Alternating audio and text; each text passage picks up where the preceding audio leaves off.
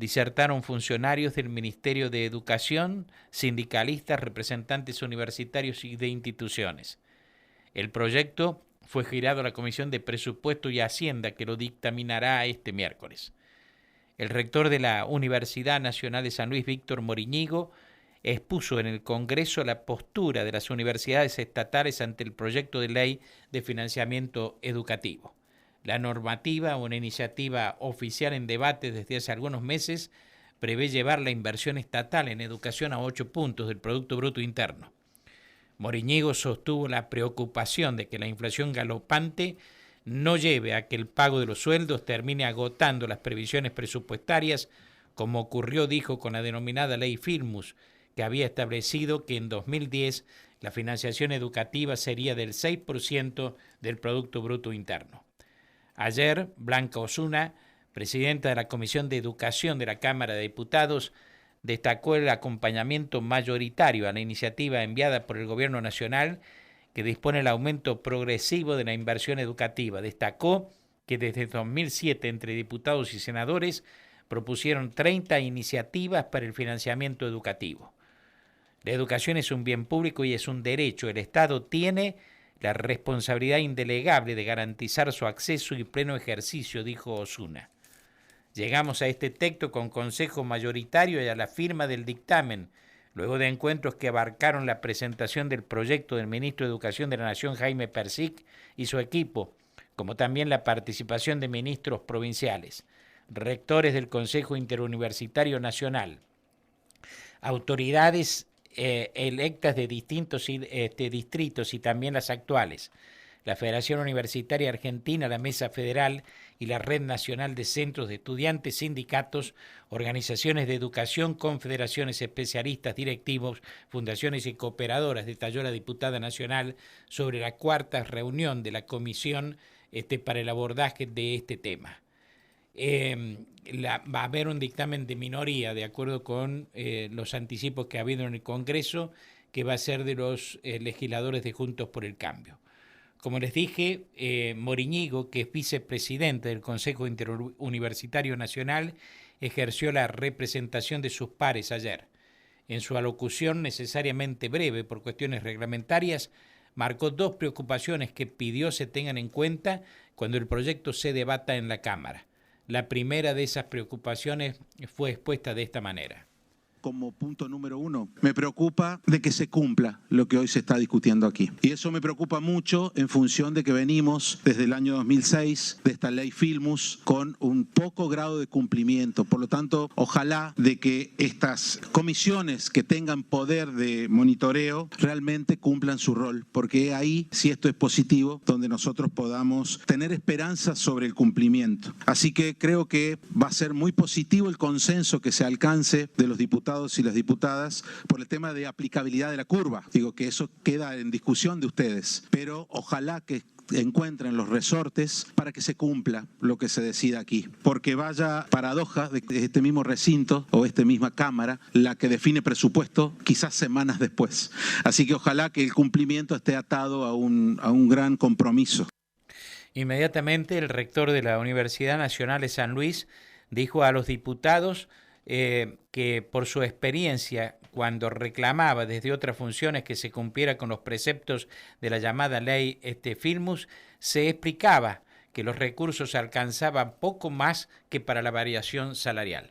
Me preocupa que al haber sido gestor de universidades hace varios años, las veces que fuimos a buscar esta ley Filmus en el año 2006, lo que se nos contestó fue, se lo llevó la variable salarial. Entonces, todo lo que el articulado entiende que trata de fortalecer a la hora de mejorar nuestra educación, si el ritmo inflacionario es como venimos, ojalá que esta ley no se la lleve todo la variable salarial. Nosotros como universidades tenemos una dura relación 90-10 que nos ha costado mucho llevar adelante en los últimos años, que debido a este año donde hay paritarias y bienvenidas sean casi mensualmente en función de la dura situación inflacionaria, esta relación va tomando una peligrosidad de 95-5. Entonces, si me permiten la analogía, tenemos un café con leche bastante negro y bastante oscuro porque le venimos echando mucho café durante todo el año y nosotros necesitamos mejores laboratorios, mejores condiciones de administración para que nuestros consejos superiores con esta mirada reformista puedan decidir el rumbo de nuestras universidades. Así que preocupamos Preocupación 1, de que sea cumplible. Preocupación 2, que por favor, a la hora de que esta ley sea aprobada, ojalá que tenga la mejor de las discusiones, llegue al desarrollo, al crecimiento, a la inversión, a la obra, al sostenimiento de las instituciones, tanto escuela como universidad.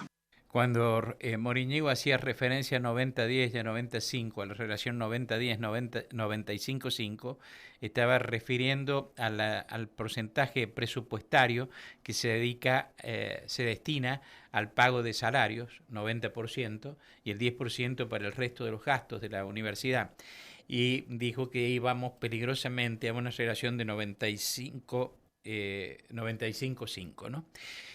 Antes Moriñigo dio por sentado que ante una falta de mención en el texto, casi seguramente está en el espíritu de los legisladores que el paso de la escuela a la universidad no sea un salto al vacío.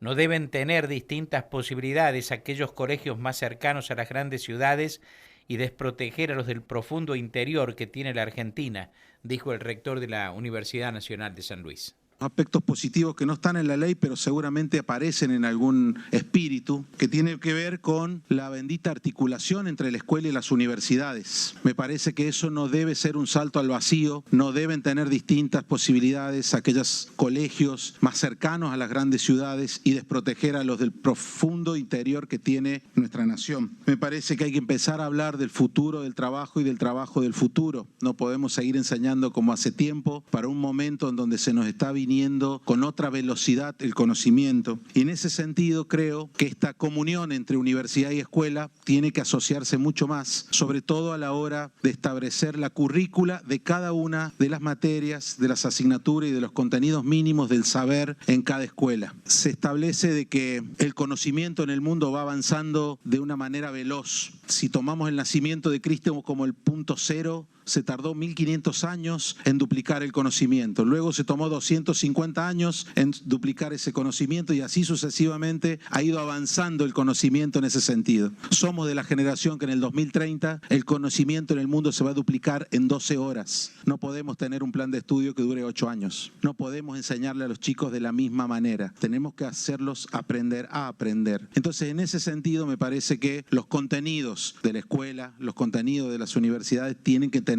otra velocidad. Y en ese sentido me parece que esos diseños curriculares tienen que tender a contenidos que hablen sobre la alimentación de nuestros chicos, contenidos que hablen sobre la educación financiera de nuestros chicos de carácter integral y contenidos que hablen sobre una gestión ambiental en el sentido de Laudato Si, gestión ambiental en sentido de nuestra ley Yolanda y cuestiones de mucho más integración. Moriñigo fue el primero de los expositores en la sesión de ayer en la Comisión de Educación de la Cámara de Diputados. Inició su mensaje destacando aspectos que consideró positivos del proyecto de ley de financiamiento educativo.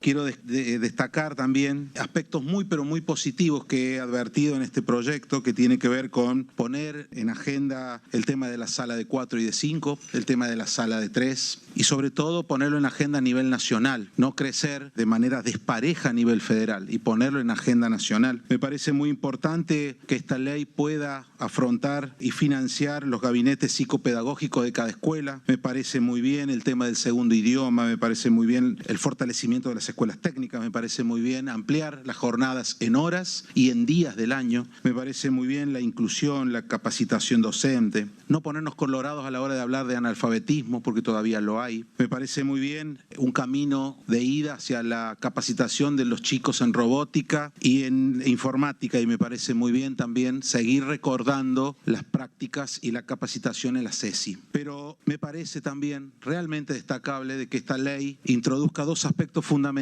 que tienen que ver con la gestión de la educación. Y eso es hacer un principal destaque del artículo 18, donde se habla de la comisión de seguimiento. Me parece también muy importante que existan dispositivos en las leyes que uno pueda monitorear cómo va el avance de estas leyes en particular. Y también del sistema de información o de gestión del artículo 26.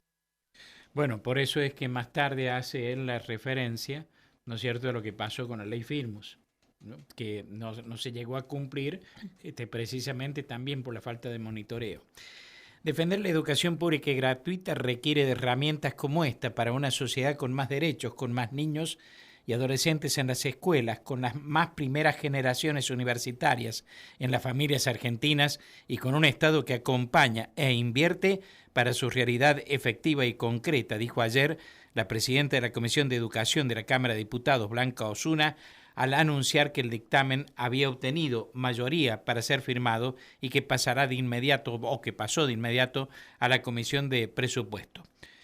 Como les dije, Juntos por el Cambio va a llevar su propio dictamen en minoría, según informaron medios parlamentarios de Buenos Aires. A la pausa y volvemos con Verónica Miranda. En la radio también tu opinión.